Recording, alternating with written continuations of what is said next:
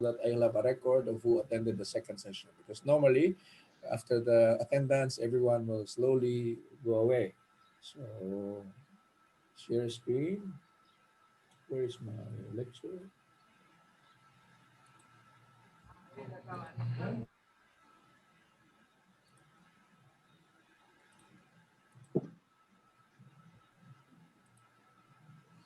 Okay, so where did we stop? We stopped here.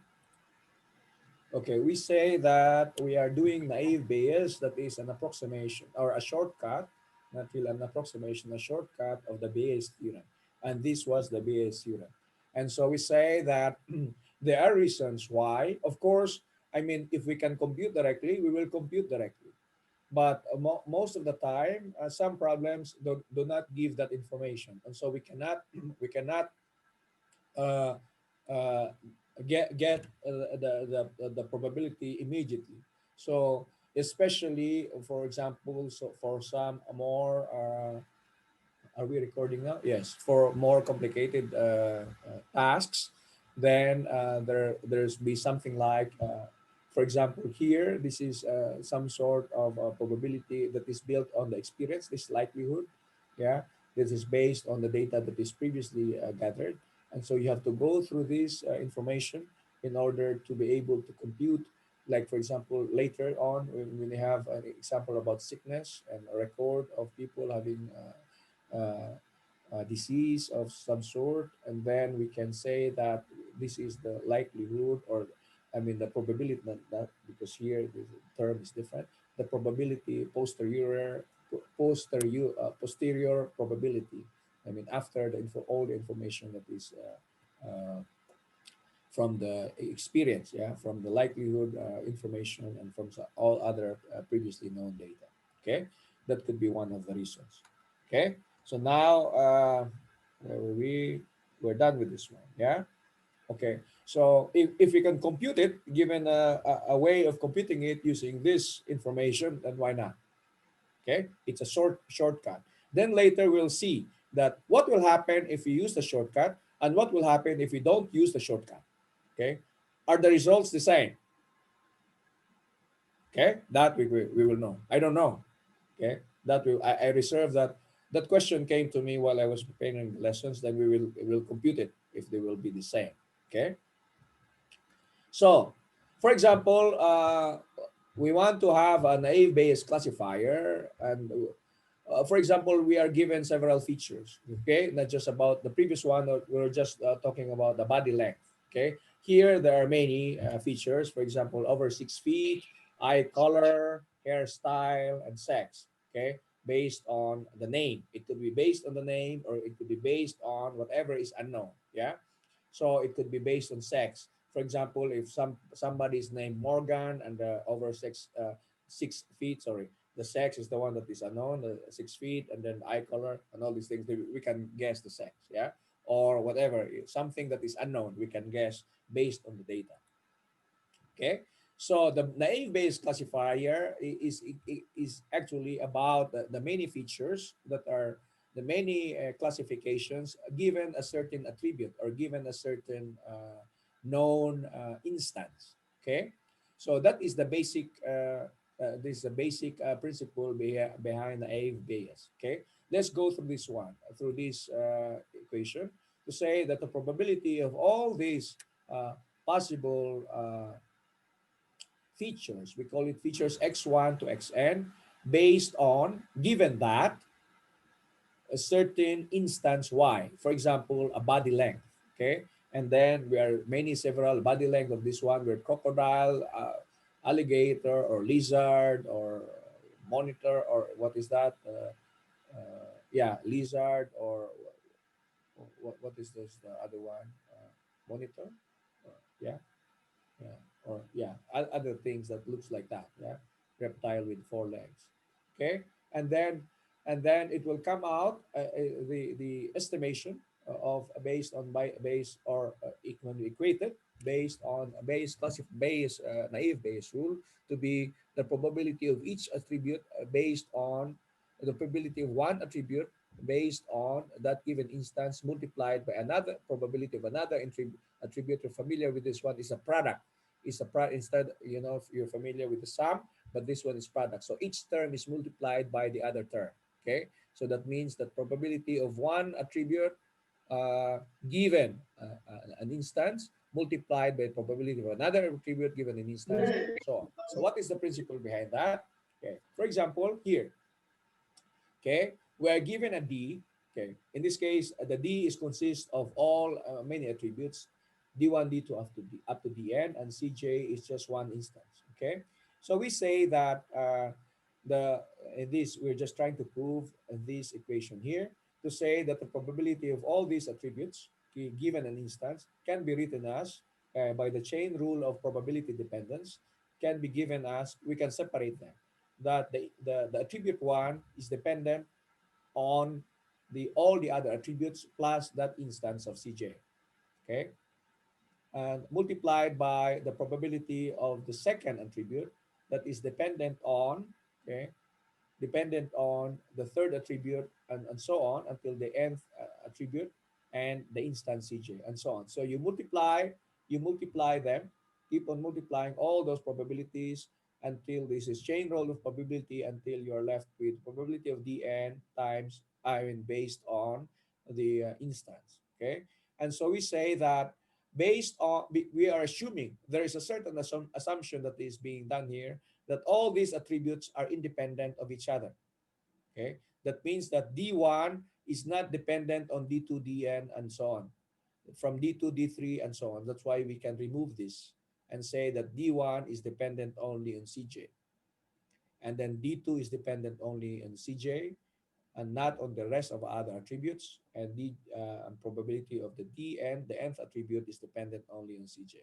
Okay, so that means that we say that all the other attributes are independent of each other. That's the assumption. That's why we are able to equate these probabilities for each attribute given the instance of y. Okay, so in this case, the probability of class Cj generating the observed value of feature 1. Okay, this term means that there is an observed value given of feature 1 given that class of Cj, the probability of observation 2 of observation for feature 2 given attribute of Cj, and so on, observation of feature n given attribute of Cj, and assuming that all those attributes, or all those features are independent of each other.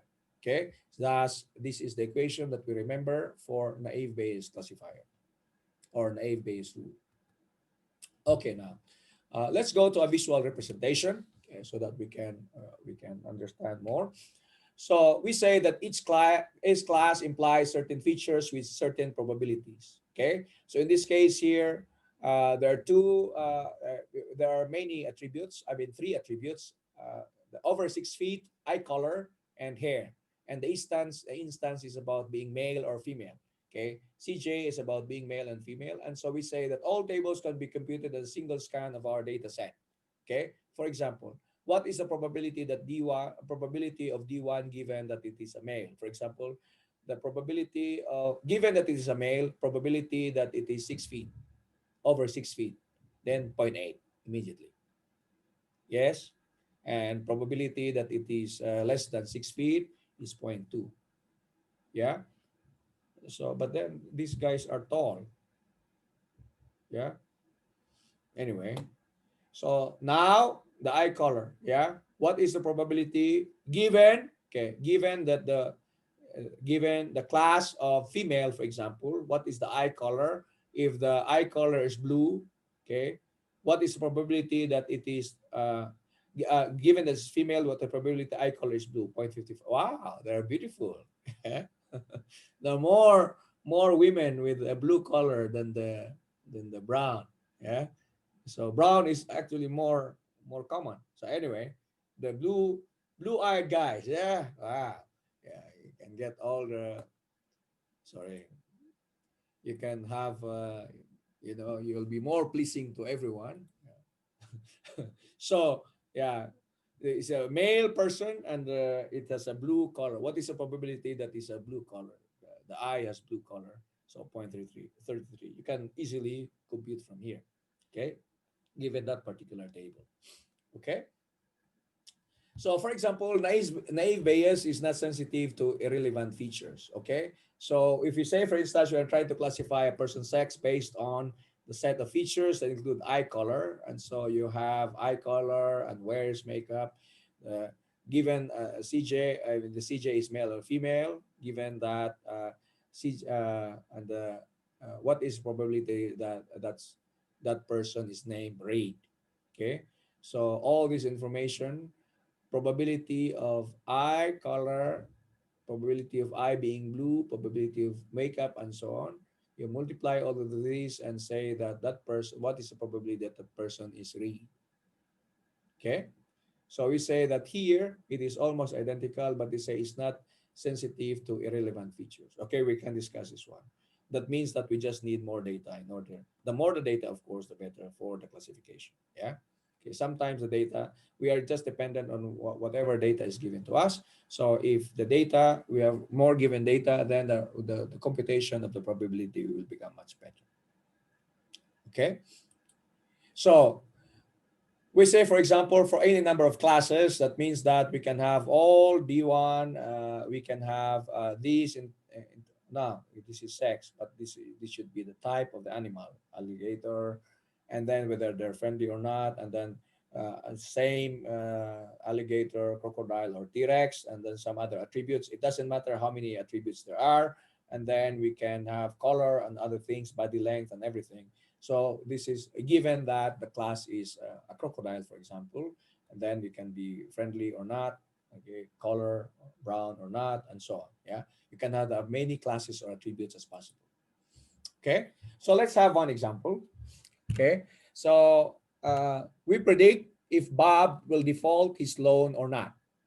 Okay, this is a very practical information for banks, especially in the US.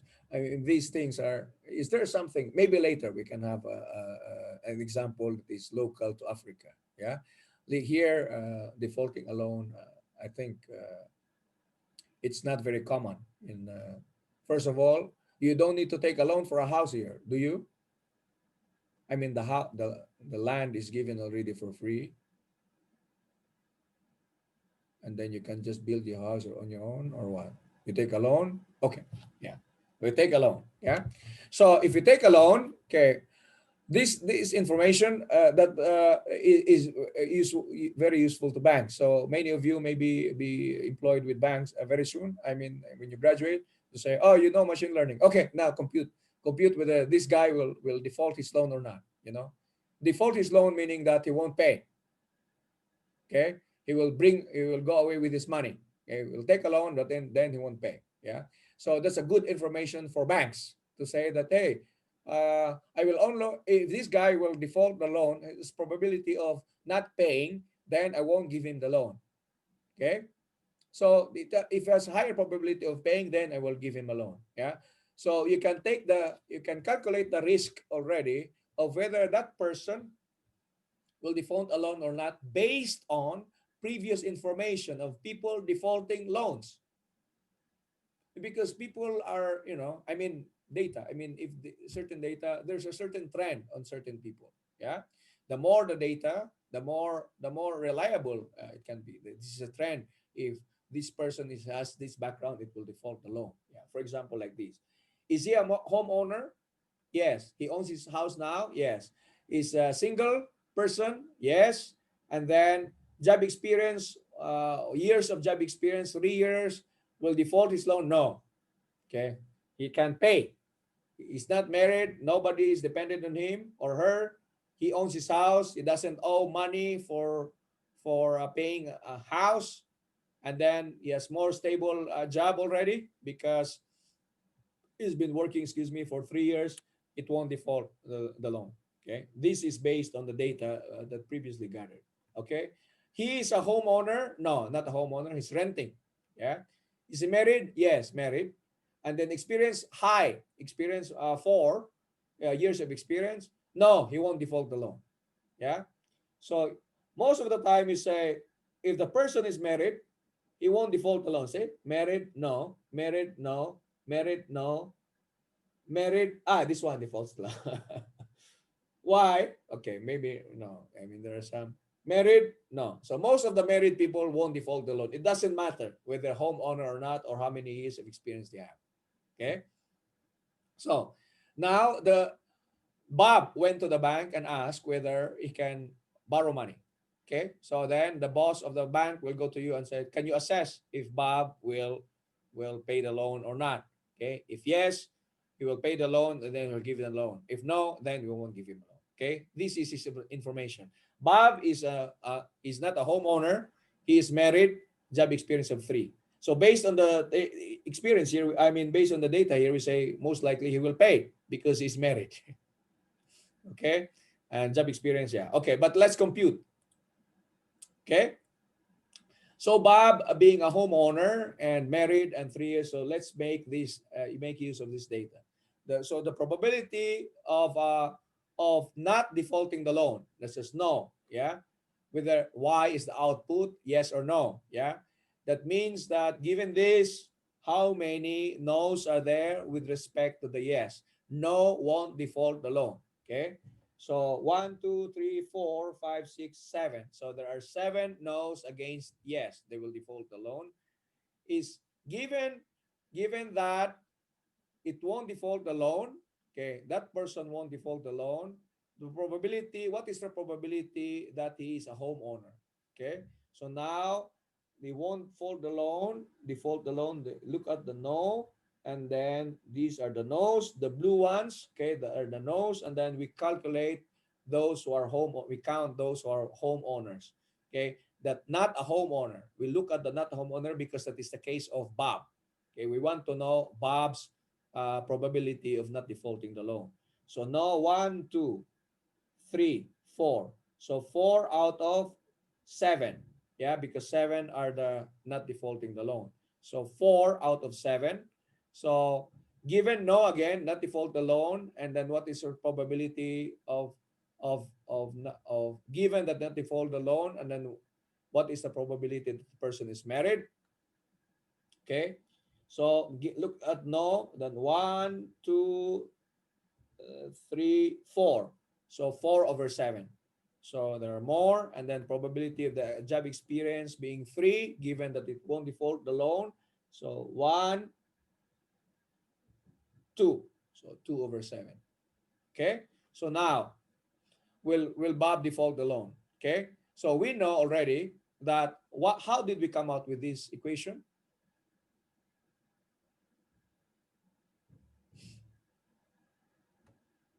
From the previous equations that we showed.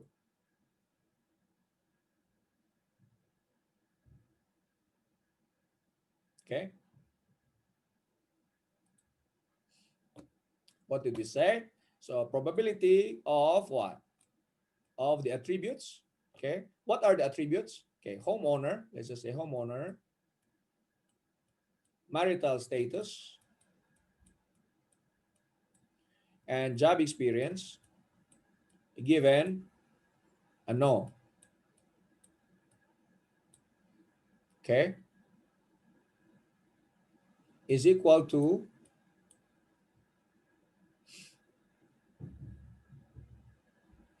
what? Based on independence, we say that each attribute is independent. We multiply that. Probability of a homeowner, probability of being married given the output, times the probability of the job experience given the output.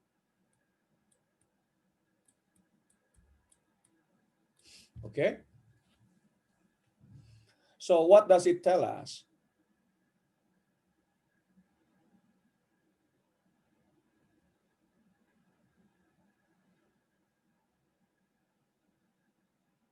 Is this correct? Or is it the other way around to say that what is the probability of Bob not defaulting the loan given that his homeowner status, he is married, and this job experience.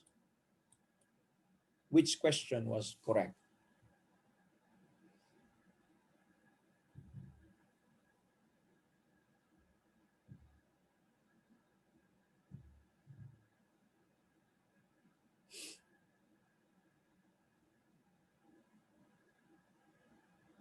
Which one?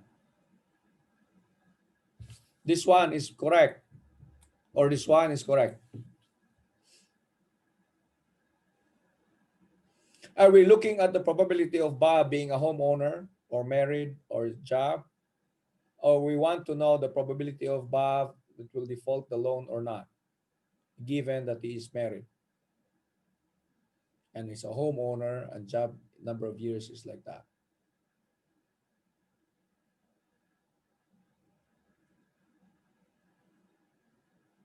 Okay? What is it?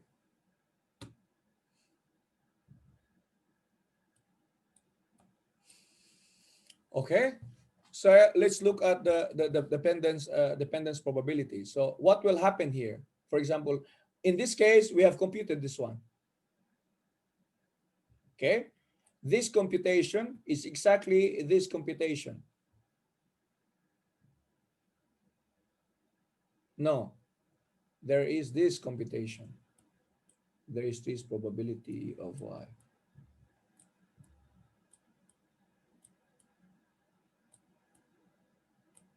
Now that is that computation based on the chain rule that we have just mentioned. Okay? Why? Because we, okay, there's something in the chain rule that we have mentioned. I didn't, okay, we didn't finish until, okay, well, we can have this after this probability, you can have a probability. If you apply the complete chain rule, then there's a probability of C. Okay. But if we are given this, we can stop there, or we can create the last one, probability of CJ. Correct or not?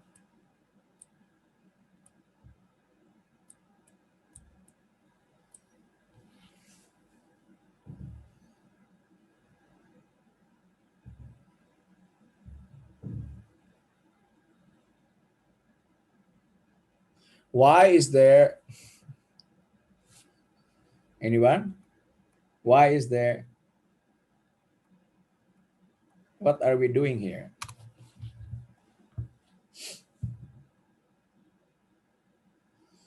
Do we include this, or we stop here, or is this the correct one, or this is the correct one?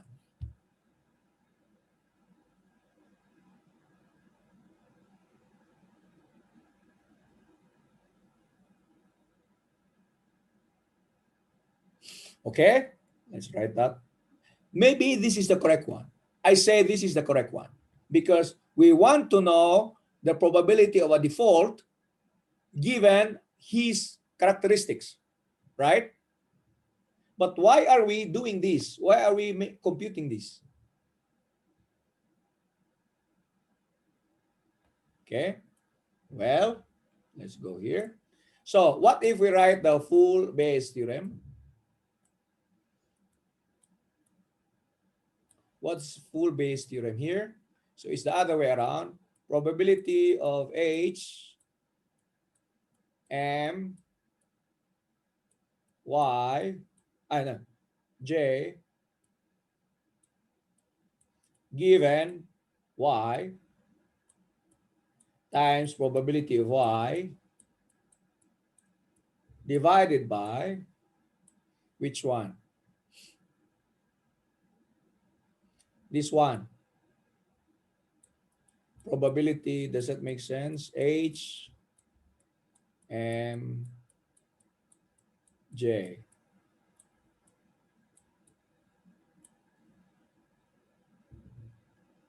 Well, we're just writing it out the way Bayes rule is being created. Okay, whatever is here, that's absolute probability. These are probabilities of these attributes, and then we are given probability of y, that is the output, and then this is equal to probability of the output y.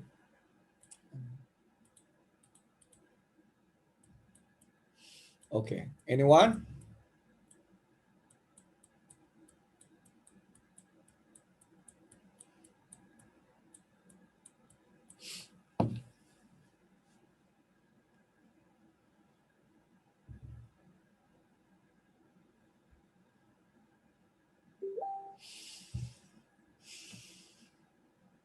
What are we saying here?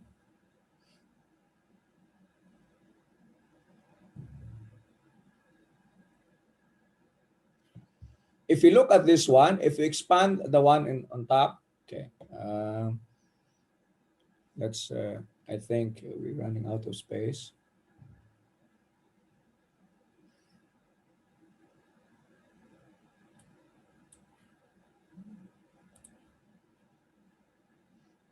Mm, yeah, okay, okay. Let me run this one. And then let's do, we're running out of time again. Let me do, uh, my favorite writer.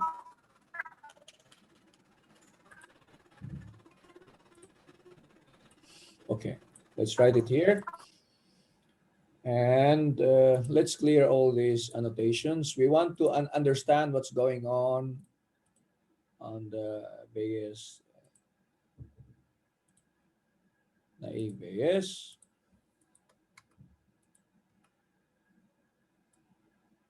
Okay, so why is this? The question is, uh, why are we computing it like this?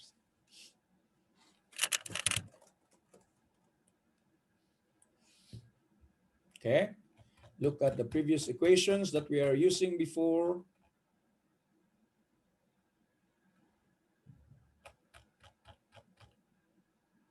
Previous equations that we are using, all the attributes, okay, dependent on that class.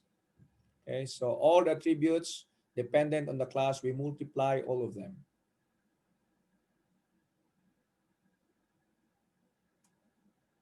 Okay.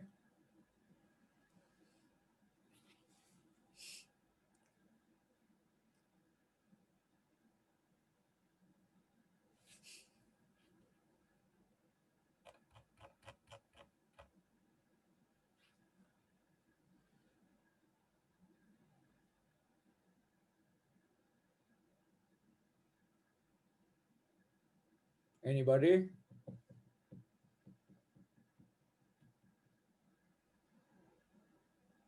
All the attributes given a class multiplied by the class.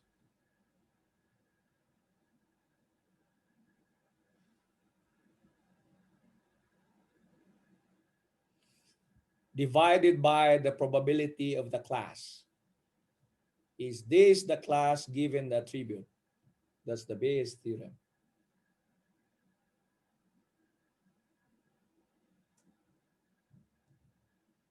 Why did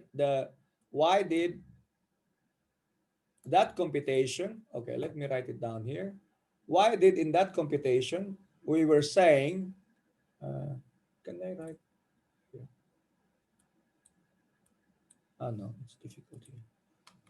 Why did in this case we are saying that, I will annotate here. Okay, so we are saying that given the attribute, all the attributes, and the classification whether it will default or not.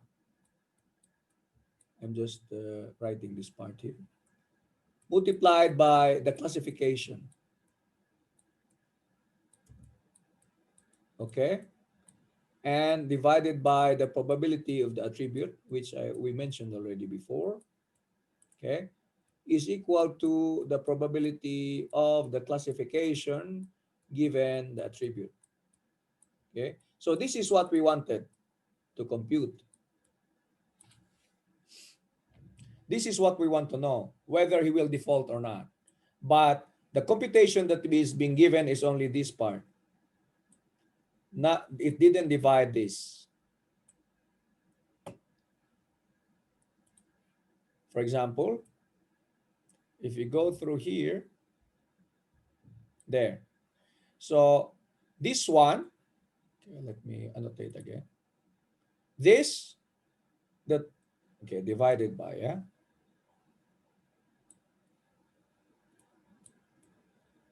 Probability of D, the first attribute 1, given Cj, that is no, multiplied by the second attribute 2, D2. Well, this is the product rule of, I mean, the probability dependence. Means we're saying that each attribute is independent of each other.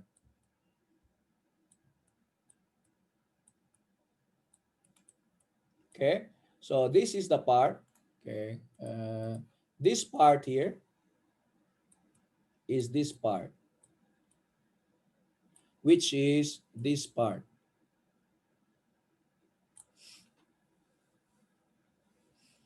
Homeowner given does not default, marital status given not default, and job experience given not default. These are all. Then we multiply with the probability of absolute probability of not defaulting. Absolute probability of not defaulting, CJ, which is, of course, this part is that part. Now, were we able to compute this? Are we assuming that the probability of this is 1?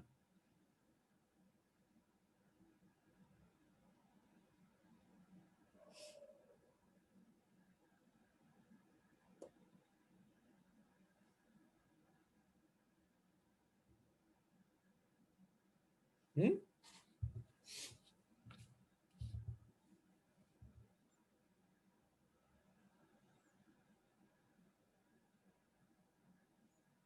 What does it mean when we say the probability of all the attributes is 1?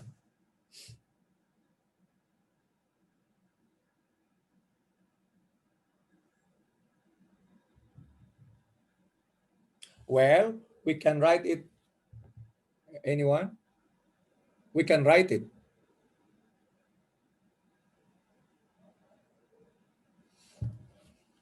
I didn't.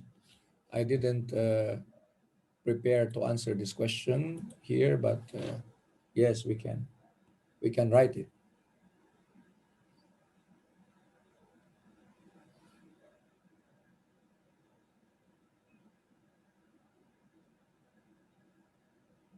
Let me do.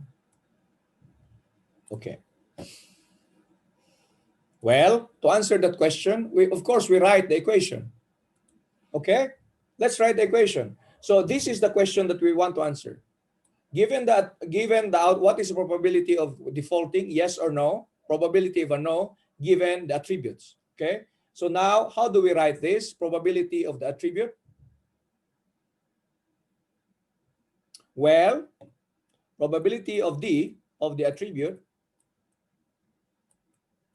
is equal to, again, the summation of all the probabilities of what?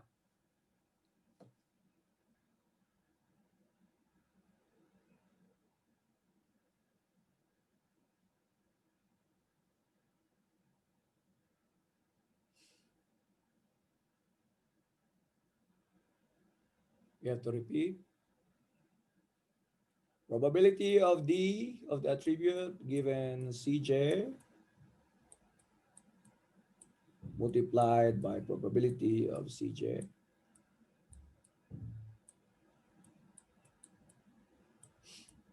Okay, where your J goes from 1 to whatever, 1 to N. Okay, let's check that with our Bayes equation. Okay. That's the probability of D down here. And then we say that Uh, Probability of D, we can write it in a way here. Okay, let's remove this.